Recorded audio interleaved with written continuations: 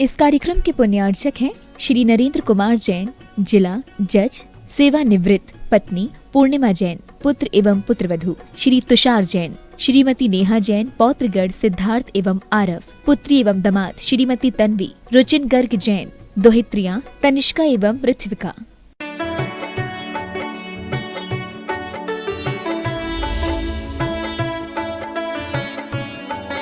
नीचे लिखा हुआ है 7 बजे के बाद मुनि बसतिका में श्राविकाएं नहीं जाएंगी। आर्यिका बसतिका में श्रावक नहीं जाएंगे, और रात को भी जाएंगे तो कितने बजे जाएंगे? 8 बजे, 8:30 बजे के बाद, ताकि वो जो घंटे सवा घंटे का उनका धर्म ध्यान, जाप माला ध्यान सामायिक, वो तो अच्छे से हो। अपने आप को परफेक्ट बनाने का एक तरीका है, सहनशीलता बढ़ाने का तरीका है ये सामायिक। हमारी क्षमता कितनी बढ़ गई। अब प्रतिकूल परिस्थितियां भी आ जाएं तो भी नहीं डिगें सज्जनों। अनाद्यनन्तमचलं स्वसंवेद्यमिदस्फुटं जीवः स्वयं तु चैतन्य मुच्चैश्चक्षकायते। अनादि काल से है, अनंत काल तक रहेगा, अचल है और स्वसंवेद्य है। अपना अनुभव कैसे आता है? बोलो युवाओं। देह का अनुभव तो सबको आता है, शरीर हूँ मैं, ऐसा हूँ, मेरी कंघी ऐसी है, मेरा शरीर ऐसा है, मेरी बॉडी ऐसी है। लेकिन वास्तव में ये तो संरचना हो गई बॉडी की। स्वसंवेद्य तो मेरा चैतन्य आत्मा है, ज्ञान दर्शन आनंद, ज्ञान आनंद स्वरूपो हम। जीव जो है स्वयं चैतन्यमय है, चकचकायते, अतिशय रूप से शोभायमान होता है। यानी मंदिर जी का, भगवान जी का अतिशय आपको समझ में आता है। बोले तिचारा में तो चंदा बाबा का क्या चमत्कार है, पदमपुरा में पदम प्रभु भगवान का, महावीर जी में महावीर भगवान का, श्रवण बेलगोल में बाहुबली भगवान, कुंडलपुर में बड़े बाबा, और कितने सारे जिनालय इससे फेमस हैं उन तीर्थंकर जिन प्रतिमाओं के अतिशयों से। संभव है कि कोई देवता और प्रभु की और जिन मुद्रा के निमित्त से जिन धर्म की प्रभावना करते हैं, या केवल ज्ञान प्रश्न चूड़ामणि ये ग्रंथ है उसमें भी कुछ ऐसे आइडिया दिए हुए, उस तरह की मेहनत की जाए, उस तरह की विद्या सीख ली जाए, तो यहाँ बैठे बैठे भी कागज पर खाका खींच के बताया जा सकता है कि आपको कहाँ दर्द है, आपको क्या प्रॉब्लम है, आप क्या खा के आए हैं, कहां से यहां आए हैं, यहां से कहां जाने वाले हैं, क्या होने की संभावना है। होता है इस तरह की विद्याएं। अगर ये विद्याएं हाथ लग जाएं तो जैसे वहां मंडप में भीड़ लगती है ना, ऐसे तुम्हारे घर में लगने लग जाए।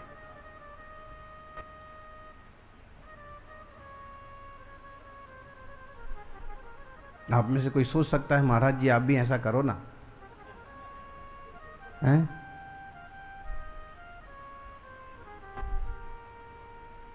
भाई हर चीज की एक क्षमता होती है।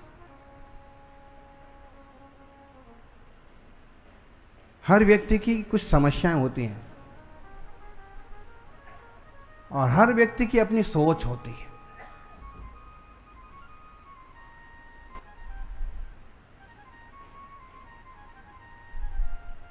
जहां बहुत भीड़ लगती है, कई बार देखिए वहां कितने सारे लोग भीड़ के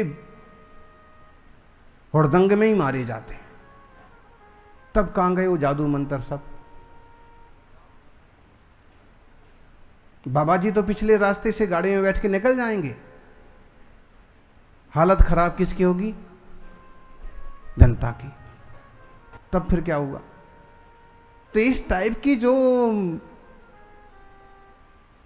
व्यवस्था है, जिसके लिए जैन धर्म में बहुत ज़्यादा आश्रय नहीं दिया गया, इसमें तो ये कहा कि आप खुद को निखारिए, तब जाके आप अपने आप को निखार सकते हैं। आप में से कोई सोच सकता है महाराज जी आप भी ऐसा करो ना, हैं? भाई हर चीज की एक क्षमता होती है। खुद को निखारिए थोड़े दिनों के लिए आपको बाहर की व्यवस्थाएं मिल जाएं, खाने पीने का प्रबंध हो जाए, केवल एक पर्याय के लायक व्यवस्था बैठ जाएं, जादू मंत्र से सब कुछ संभव है।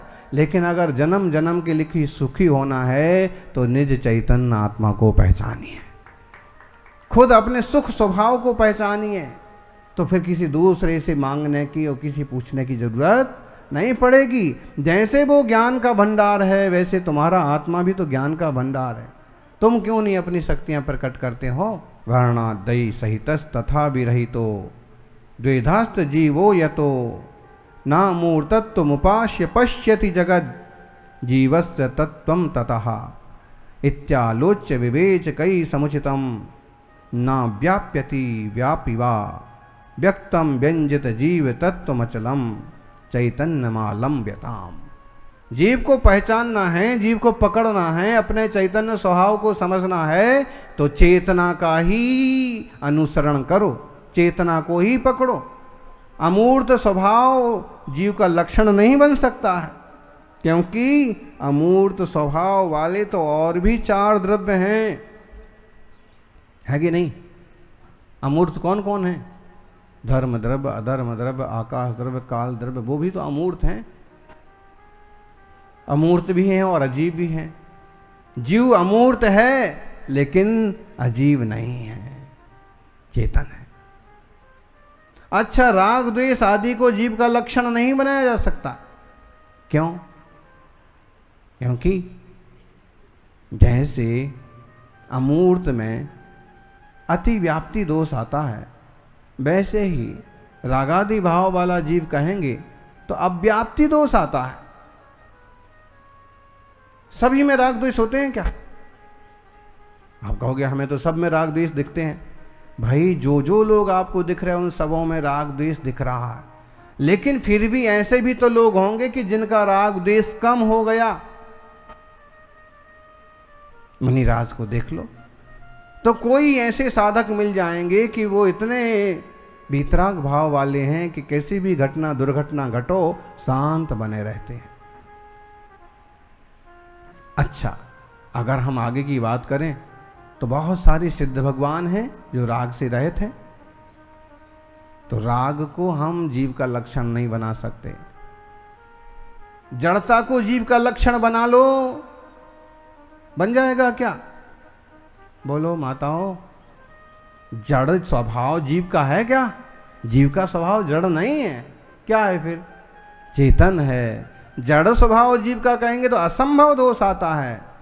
लक्षण के जो अति व्याप्ति, अव्याप्ति, असंभव दोष हैं वो टालेंगे तो सही लक्षण कहलाएगा। इसलिए जो चैतन्य से चमत्कार वाला है वह ही जीव है, वह मैं हूं। बहुत सुंदर श्लोक है। जीवाद जीव मिति लक्षण तो विभिन्नम ज्ञानी जनोनुभवति स्वयमुल्लसन्तम् अज्ञानिनो निर्बधि प्रविजृम्भितेयम् मोहस्तु तत्कथमहोबत नानतीति। आचार्य श्री खेद करते हैं, वो कह रहे हैं कि जीव का लक्षण अलग है, अजीव का लक्षण अलग है। दोनों के लक्षण अलग अलग हैं। ऐसा कौन अनुभव करता है? आप अनुभव करते ही नहीं करते? करो कभी कभी। आप ऐसे ध्यान में सामायिक में बैठे, कभी आपको ऐसा फील होगा कि चेतन चेतन मात्र में और देह देह भिन्न, रंग रूप आदि जड़ द्रव्य हैं। कभी ऐसा अनुभव में आता है। ध्यान सामायिक में बैठे बैठे कभी ऐसे लगता है जैसे ऊपर उठ रहे हो, कभी ऐसे लगता है जैसे एकदम से एक तरंग छूट जाती है। उपयोग जैसे अच्छे से अच्छा लगता है तो ऐसे लगता है जैसे, क्या बोलते हैं, एक तरह की स्फुरंग। चेतना की भिन्नता, जड़ की भिन्नता। जब दोनों को अज्ञानी अनुभव करते हैं तो ये अज्ञानियों का कैसा मोह फैला हुआ है। अहो आश्चर्य की बात है कि मोह के बस हो करके ये तत्व निर्णय किए बिना ये संसारी जन व्यर्थ में नाच रहे हैं। सब इसी का तो खेल है, लड़ाई झगड़ा, दंगा फसाद, उठा पटक, अपना पराया, इसी का ही तो भेद है। अगर ये समझ में आ जाए कि ये भी चेतन है, ये भी जीव है, तो जब तक रहना है अच्छे से रहो, मिलके रहो, सम्मान के साथ रहो। अस्मिन्ननादिनि महत् विवेक नाट्ये वर्णादिमान नटति पुद्गल एव नान्यः रागादि पुद्गल विकार विरुद्ध शुद्ध चैतन्य धातुमय मूर्तिरयं च जीवा। जीव कैसा है? चैतन्य धातु। कौन सी धातु? आपको सबसे ज्यादा पसंद कौन सी धातु है बताइए? कौन सी धातु पसंद है आपको? लोहा। किस किस को पसंद है? पसंद किसी को नहीं है, लेकिन सबके घर में सबसे ज्यादा कौन सी धातु लगी हुई है? लोहा लगा हुआ है। पीतल किस किस को पसंद है? किसी को पसंद नहीं। स्टील किस किस को पसंद है? स्टील भी पसंद नहीं। लेकिन बर्तन किस चीज के हैं? थोड़ा और हुआ तो पीतल के, तांबे के। तांबा किस किस को पसंद है? अच्छा, सोना किस किस को पसंद है? अब भी कोई हाथ नहीं उठा रहा। अब बोले कि अब इतने में हाथ नहीं उठाया है, अब उठाएंगे तो महाराज जी क्या सोचेंगे। अच्छा, महाराज जी देने वाले हों तो हाथ उठाओ भी, देने वाले भी नहीं है, फिजूल में फजीती हो जाएगी। देखिए लोभी आदमी, इसको सोना पसंद है। भाई संसार में कोई सोना पसंद करता है, कोई चांदी पसंद करता है, लेकिन कोई सौभाग्यशाली हो तो जैन जिन वो निज चैतन्य धातु को पसंद कर। ये जड़ धातुएं हैं। मैं किस धातु से रचा गया? घर जो है लोहे के सलिए वगैरह से रचा गया है। बर्तन जो हैं वो स्टील, तांबा, पीतल से रचे गए हैं। और मेरी जो हाथ में वो है, क्या बोलते उसको, ब्रेसलेट, और गले में जो है वो बेचैन, वो किससे बनी हुई है? सोने से बनी हुई है। जब इस धातु से रचे गए हैं, और देह भी रचा गया है, पुद्गल से रचा गया है। मैं किससे रचा गया हूं? चैतन्य धातु। मैं मूर्तिरयं च जीवा। चैतन्य धातु मात्र से रचा गया हूं। उस तरह की दृष्टि बनाइए। ये धातु का नाम तो पहली बार सुना, बोले ये भी कोई धातु है? ये धातु नहीं है, लेकिन चैतन्य चमत्कार स्वरूप ज्ञान दर्शन गुण वाला आत्मा, वह ही चैतन्य धातु कहलाता है। इत्थम ज्ञान कृकच कलनात् पाटनम नाटेत्वा जीवा जीवौ स्फुट विघटन नैव यावत् प्रयातः विश्वम व्याप्य प्रसव विकसत् व्यक्त चिन्ह मात्र शक्त्या ज्ञात्री द्रव्यम स्वयमति रसात् ताव दुच्चैश्चकासे। आपको समझ में आए ना आए, लेकिन संस्कृत के कलश जो है ना, सच में अमृत कलश है। जिनको जरा सा संस्कृत का अभ्यास हो, वो संस्कृत के इन कलशों को पढ़ें, अनुवाद को समझें। बहुत गजब की बात कही है। गाथा अगर हीरा है तो एक कलश भी हीरा से कम नहीं है। इसमें बहुत अच्छी बात कही है कि भेद ज्ञान जो है ना, भेद ज्ञान रूपी आरे को चलाने का बराबर अभ्यास करो। आप सुन रहे हैं, यही बहुत बड़ी बात है। नहीं तो सुनना ही दुर्लभ है। कुछ धंधे व्यापार की तो बात बताते नहीं हैं, कोई हंसने मुस्कुराने वाला चुटकुला तो सुनाते नहीं हैं। बस भेद विज्ञान, भेद विज्ञान, भेद विज्ञान करना तो पड़ेगा। कौन सा आरा चलाना है? ज्ञान रूपी आरे को चलाओ। उसको चलाकर जीव और अजीव दोनों रूप से दोनों स्पष्ट रूप से पृथक पृथक हो जाएंगे। ये ज्ञाता द्रव्य मैं और यह बाकी सब जड़। ऐसे चैतन्य शक्ति से अपने आप को अतिशय से प्रकट करता हुआ निज आत्मा, इसी का आश्रय करना है। क्रोध, मान, माया, लोभ आदि विकारों का आश्रय नहीं करना है, वासना का आश्रय करना इस युग में बहुत सरल हो गया। अच्छे अच्छे लोग शील संयम को भूल गए। जिनके संस्कार अच्छे हैं, देवशास्त्र गुरु का सानिध्य है, ऐसे थोड़े ही जीव हैं जो मार्ग पर लगे हों, कि शील संयम की भी महिमा समझते हों। वरना खेल हो गया आजकल हर चीज का, और उसमें कितना विकारी भाव बढ़ रहा है, कितना आत्मा का पतन हो रहा है। नरक में भी जगह, हाँ, कभी कभी तो बोल ही देते हैं कि भाई ऐसा करते हो तुम्हें तो नरक में भी जगह नहीं मिलेगी, ऐसे बोलते हैं ना।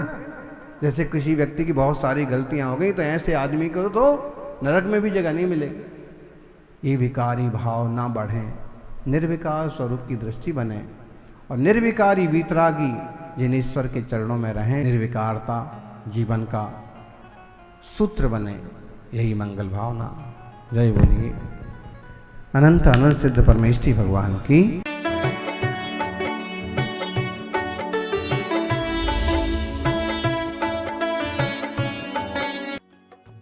इस कार्यक्रम के पुण्यार्चक थे श्री नरेंद्र कुमार जैन, जिला जज, सेवानिवृत्त, पत्नी पूर्णिमा जैन, पुत्र एवं पुत्रवधू श्री तुषार जैन, श्रीमती नेहा जैन, पौत्रगढ़ सिद्धार्थ एवं आरव, पुत्री एवं दामाद श्रीमती तन्वी, रुचिन गर्ग जैन, दोहित्रियां तनिष्का एवं पृथ्विका।